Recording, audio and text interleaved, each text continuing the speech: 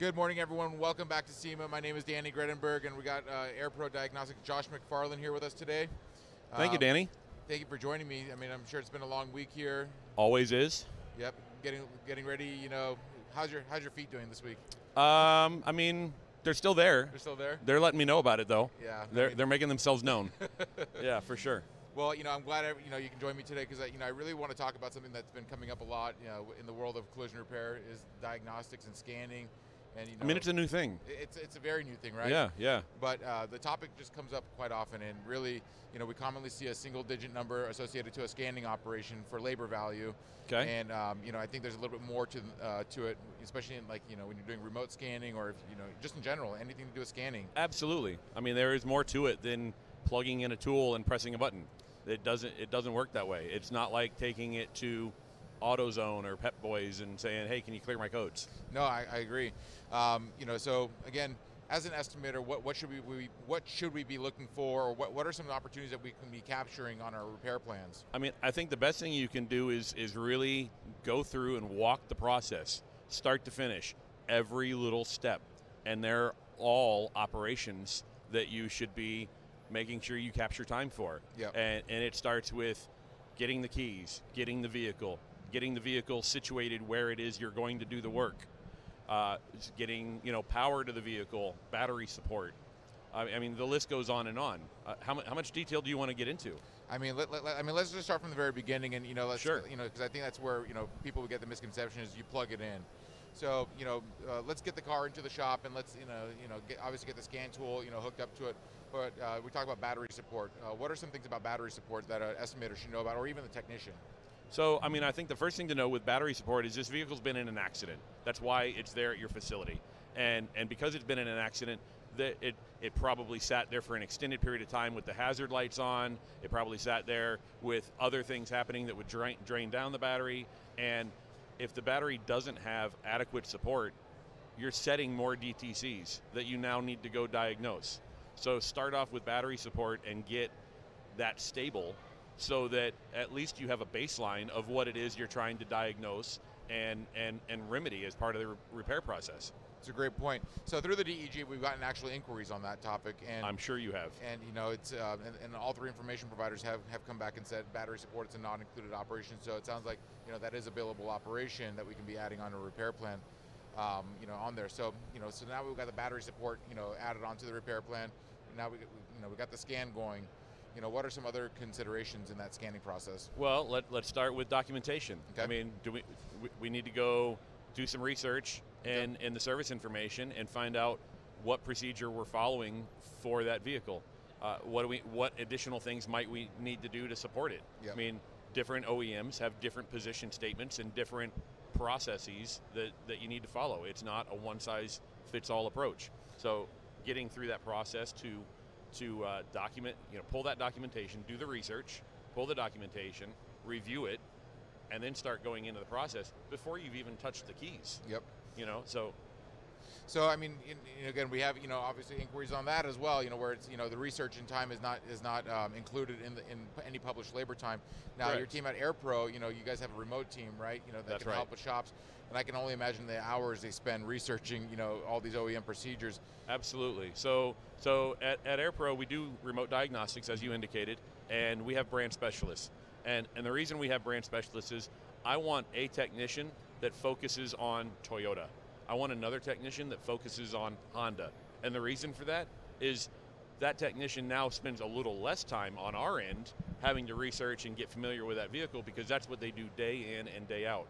The other thing about that is I don't think it's a reasonable expectation that one technician is going to know the process and the way to navigate the tool and the software and the vehicle and the electrical architecture of the vehicle across all makes and models. I don't think that's a reasonable expectation. I don't have any techs on our team that I expect to do that. I don't know how you can expect at a shop level to have one person doing all of the above. I just think it's unreasonable. You know, I'm an Android phone user right now, and if you give me an iPhone, you know, I'm completely lost, and it sounds like very similar to that. 1,000%. And if you give me your Android, I don't know that I can make a phone call with it because I'm an Apple user. So I mean, you can see like just technology can definitely throw you off for a loop, and you know, like I said, being comfortable with that, you know, with that software, that thing. So definitely, I think that's a great way to put it. You know, so you know, we spend the hours researching. We finally got into the subscription sites or the manufacturer sites, and there's no one size fits all solution for anything like. But you know, obviously, we kind of have to know exactly. We found the information. What are some of the things that with that information we can do in the scanning process? You know, maybe we're talking about EDAS or calibration. So we're doing a pre-scan. That's the work process that we're working through. So in that process, this vehicle has just come in. If you're thinking about it from a collision repair standpoint, from the body structural standpoint, what are you doing? You're blueprinting, right? That's the process they should be following to document all the damage, really understand the depth of that damage, and then be able to come up with a repair plan. It's the same on the electronic side. It's not just looking for DTCs. Yep. You need to go through system by system, module by module, verify what communication you have with that system, verify what's there so that you understand the architecture of the vehicle for your repair process, and then you need to actually verify that you can communicate with it. Because you may have something that it's routine that we identify faults in the system that don't have a DTC set. Yeah. I'd say 80% of the time. And I'm pulling that number just off the top of my head. Right. But I'm sure I can back it up with data that 80% of the time we're finding that vehicle has faults present, not DTCs, but faults present without a DTC that's been set yet. Because in many cases, a DTC can require multiple key cycles or a certain amount of drive time for that fault to be present before the DTC is going to set. And so the accident happened. You know what hasn't happened? Drive time and key cycles and things like that. So it hasn't had the opportunity to meet the criteria and set the DTC, which is why the light isn't on. Yep. And people have this misnomer that the light isn't on and there's no problem. So I mean, great point. So we're scanning the car, we're pre-scanning the car essentially. We've found the procedures. Now we have some potential variables. It sounds like of all that. Okay, we have identified the initial list of what potential repairs may be needed added onto that initial work order. We do the repairs, and then now we're getting everything wrapped up. Now, I think a lot of shops what they may do because they want to get that car maybe out the door sooner. Sure. Maybe the bumpers in the booth still baking, so they want to kind of be ahead of the game and get that car maybe pre-scan or do that post-scan ahead of time. What's your thoughts on something like that? Well, I think if you're jumping ahead, you're risking any other issues that are going to get introduced in the completion of that repair. And just the reality is, until that vehicle is completely reassembled and you're ready to hand the keys back to the customer, it's not ready for a completion scan and the identification of anything else that might be needed. Because, oh, by the way, let's go back to the pre-scan for a moment. One of the other things you need to be looking for in establishing what systems are present, what calibrations are going to be needed. And so that you can account for that in your repair plan and plan for it later. And you're not, if you're subletting it out, you're not subletting it at the last minute. Yep. If you're doing it in-house, you're planning for that in your workflow. If you're working with a remote provider or a mobile provider, you're planning that with them. Yep. You have to take all of that into account. And so now, in your example of the bumper's not back on yet because it's still finishing the bake cycle in the booth, then chances are you don't have the radar reconnected in the front, or you don't have the lights reconnected in the front, or you don't have the park aid sensors reconnected in the back. You're setting more faults. So, and those faults, you may think, well, that fault's just there because I've got that sensor disconnected. Well, what if the fault's also there because there's damage to the harness? Right. And so you finish, you reconnect the sensor, and you say, okay, well, it's going to be good now. Yeah. Oh, wait, it's not, because I still have another condition left. Wow. And so you have to really think through the timing of when to do this.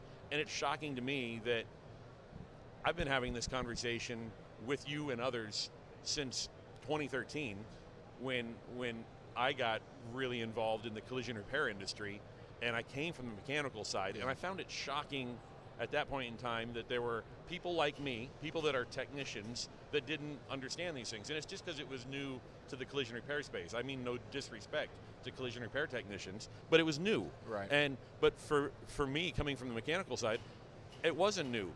It was already 20 years old, yeah. You know, these conversations.